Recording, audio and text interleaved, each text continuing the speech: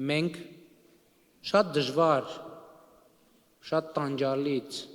տառապալից ճանապարհ անցնելով ի վերջո այսօր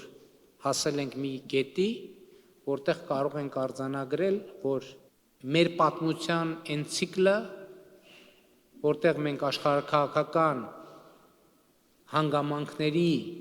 եւ մեր վերահսկողությունից դուրս գտնվելու պատճառով այդ հանգամանքների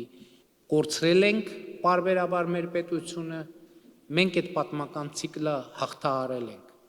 Առաջին հերթին իհարկե խաղաղություն հաստատված լինելու բերումով, բայց մենք ասում ենք նաև, որ պետք է շարունակաբար հոգ տանենք, զարգացնենք, ուժեղացնենք խաղաղությունը, որովհետև աշխարհում եւ տիեզերքում ոչ մի բան ստատիկ չի։ Ոչ մի բան նույն կետում չի մնում, ինքը կամ ավելի զարգանում է, կամ ինքը հետընթաց է ապրում, միջին վիճակը չկա։ Եվ մեր խնդիրն է, որ մենք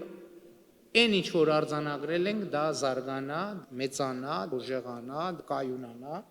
եւ ի վերջո հանգեցնի այն նպատակին, որը մենք մեր առաջ դնում ենք։ Իսկ այդ նպատակը Հայաստանի պետականության հարատևությունն է եւ այն, որ Հայաստանը լինի խաղաղ, կայուն, անվտանգ, զարգացած եւ այդ զարգացումը շարունակող երկիր։ Մենք այս խնդիրն ենք մեր առաջ դնում